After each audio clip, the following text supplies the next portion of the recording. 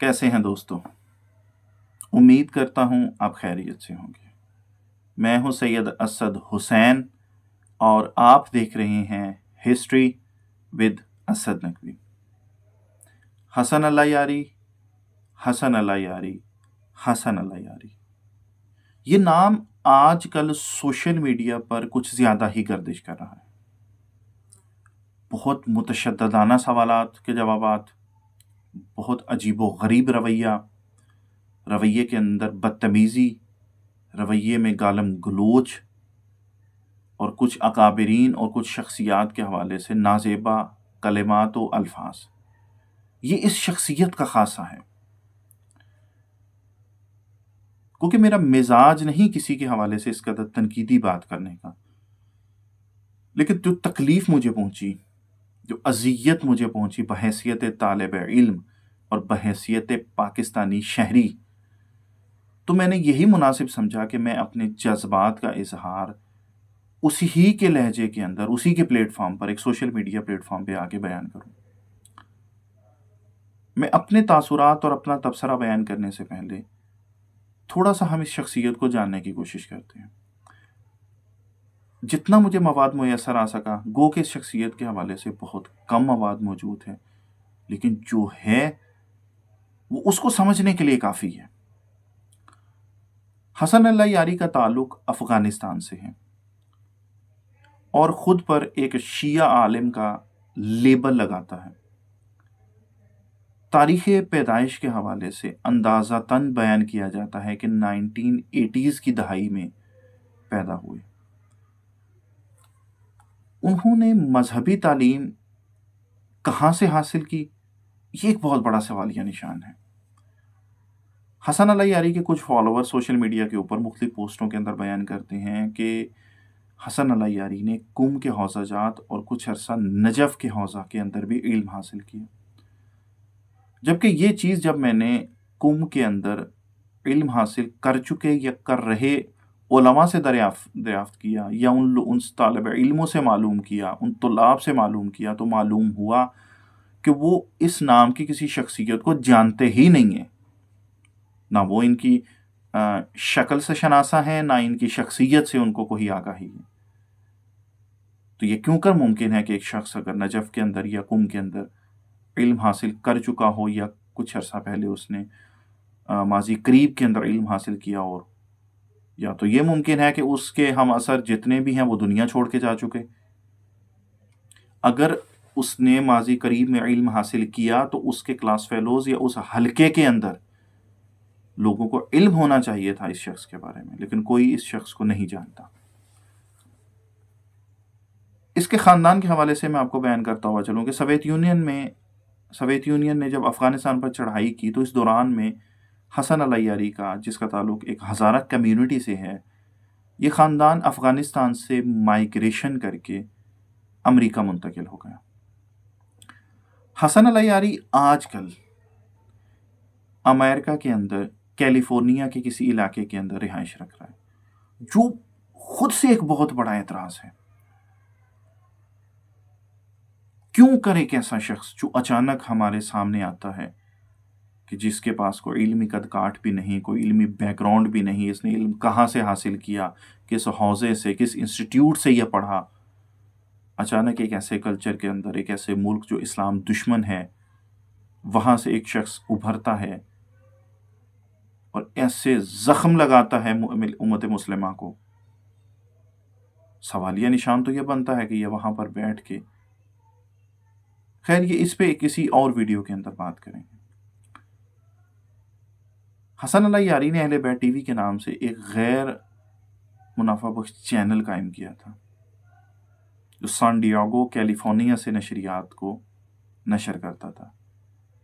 یہ چینل اہل بیت اطہار کے نظریات کی ترویج اور اہل سنت کے ساتھ مناظروں کے لیے جانا جاتا تھا۔ ایران میں ان کے چینل کے دفاتر کو شیعہ اور سنیوں کے درمیان تفرقہ پھیلانے کے الزام میں بند کر دیا گیا اور کچھ وابستگان کو گرفتار بھی کیا گیا۔ حسن اللہ یاری پر امریکی انٹیلیجنس سے وابستگی اور اسلامی جمہوریہ ایران کے خلاف سازشوں کا الزام بھی لگایا گیا۔ اب یہاں پر کچھ ایک بہت اہم چیزیں جو میں آپ کے سامنے بیان کرنا چاہتا ہوں. میرے بچپن کا دور سے لے کر اب تک ہمارے ہاں پاکستان کے اندر علامہ طالب جوہری سے ممبر کے اوپر ایک علم کا، ایک محبت کا، ایک امن کا درس دیا جا رہا تھا. ایک ایسا کلچر، ایک ایسا ماحول ڈیولپ کیا جا رہا تھا کہ جس کے اندر نفرت نہ ہو، جس کے اندر صرف محبت اور علمی ماحول کے اندر پیغام محمد و آل محمد کا علم اور محمد و آل محمد کے میسج کو کنوے کیا جا رہا تھا. ایک بہت سافٹ امیج مکتب تشیع کی ابھر کر نیو جنریشن کے سامنے آ رہی تھی. پھر اسی پاکستان کے کلچر کے اندر کچھ ایسی شخصیات آئیں، کچھ ایسی شخصیات پیدا ہوئیں جس میں قاری اسحاق مدنی، جنہوں نے ادب و تہذیب کے دائرے میں رہتے ہوئے تنقید کی. پھر ابھی موجودہ شخصیات میں مولانا طارق جمیل ہیں، ڈاکٹر طاہر القادری ہیں. یہ ایسی شخصیات ہیں کہ جنہوں نے انتہائی شائستگی کے ساتھ، انتہائی ادب کے ساتھ، انہوں نے بہت علمی موضوعات کو بھی بہت شائستگی اور ادب سے انہوں نے پیش کیا. پھر مکتب تشیع کے ہاں کچھ ایسی جید شخصیات جنہوں نے ایسے ایسے موضوعات پہ، جن میں بہت زیادہ قابل ذکر نام علامہ شہنشاہ حسین نقوی صاحب کا ہے، کہ علامہ صاحب نے ان مختلف ممبروں کے اوپر حق گوئی بھی کی، لیکن انتہائی ادب کے دائرے میں رہتے ہوئے انتشار نہ پھیلنے دیا. یہی تو خاصہ تھا مکتب تشیع کا، یہی تو تعلیمات تھیں ہمارے اسلاف کی کہ ہم اہل بیت اطہار کے میسج کو اپنے ممبروں پر کنوے کریں، لیکن نفرت نہ پھیلائیں. پیغام دیں تو محبت کا دیں، درس دیں تو صرف اور صرف امن کا درس دیں. اسی طریقے سے علامہ وکیل الغروی صاحب آتے ہیں، اور بہت سارے ممبر پہ ایسی شخصیات ہیں جن کے نام میں یہاں اگر لوں تو ٹائم ہماری یہ ویڈیو کافی طویل ہو جائے گی. اب پچھلی 2-3-4 دہائیوں کے علماء کو دیکھیں، یہ علمی مباحث کو انتہائی شائستگی کے ساتھ بیان کرتے ہیں. اب ایک نام اگر میں یہاں پہ نہ لوں تو زیادتی تصور ہوگا. علامہ انوار حسین نجفی صاحب، ڈاکٹر انور علی نجفی، انہوں نے کچھ پوڈ کاسٹ کی تھی پچھلے گزشتہ دنوں میں مفتی فضل ہمدرد کے ساتھ.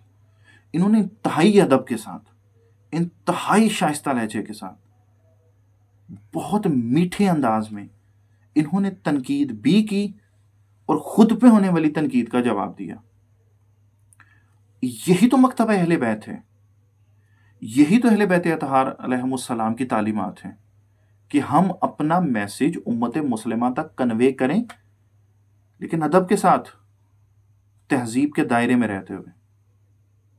پھر یہ پتہ نہیں کہاں سے شخص اٹھ کے آ جاتا ہے حسن اللہ یاری.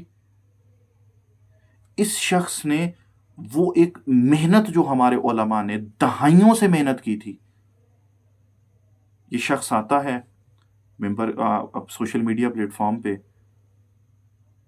ایسی ایسی نازیبہ گفتگو کرتا ہے، ایسے ایسی جملے بولتا ہے کہ کوئی مہذب شخص ان جملوں کو سن نہیں سکتا. سنی اکابرین کے بارے میں ایسے ایسے طنز، ایسے ایسے مزاح اور ایسی ایسی لغویات بکتا ہے یہ شخص. ارے بھیا، یہ پاکستان کے ماحول میں یہ چیزیں ڈیزرو، یہاں کا ماحول ڈیزرو نہیں کرتا. آپ امریکہ میں بیٹھے ہیں، مشکلات آپ کے لیے نہیں ہیں.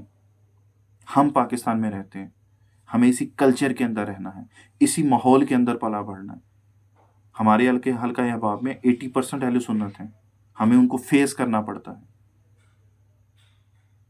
اب یہی وہ حلقہ تھا جہاں پہ یہ لوگ مثالیں دیا کرتے تھے علامہ طالب جوہری صاحب کی، یہ مثالیں دیتے تھے علامہ شہنشاہ حسین نقوی صاحب کی، یہ مثالیں دیتے تھے علامہ وکیل الغروی صاحب کا علمی گفتگو کی.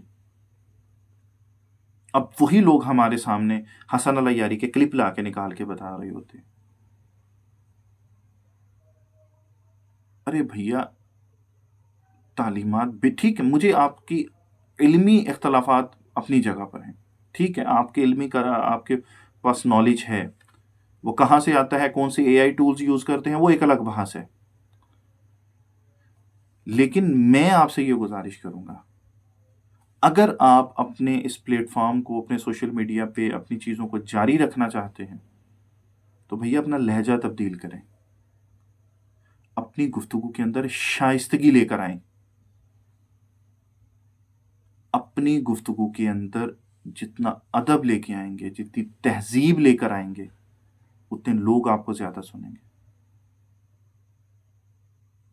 وہ ایک الگ چیز ہے کہ اگر آپ کسی کے ایجنڈے پہ کام کر رہے ہیں، کسی کے کہنے پر ایسا کر رہے ہیں، پاکستان کے اندر جو امن کی فضا تھی اس کو انسٹیبل کرنا چاہ رہے ہیں، جو مذہبی ہم آہنگی پیدا ہو رہی تھی، اگر اس اتحاد کو توڑنا آپ کا مقصد ہے تو وہ الگ بات ہے۔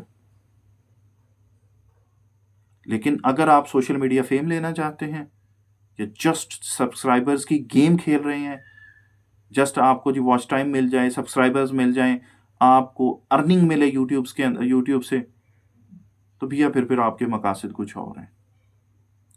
اختتام میں ایک بات آپ کے لیے چھوڑتے جا رہا ہوں کہ اگر آپ حقیقت میں مخلص ہیں دین محمد و آل محمد کے ساتھ، اگر آپ مخلص ہیں محمد و آل محمد کے ساتھ، تو اپنا لہجہ درست کریں، علمی بات کریں لیکن ادب و شائستگی کے ساتھ، تنقید کریں تہذیب کے دائرے میں رہتے ہوئے۔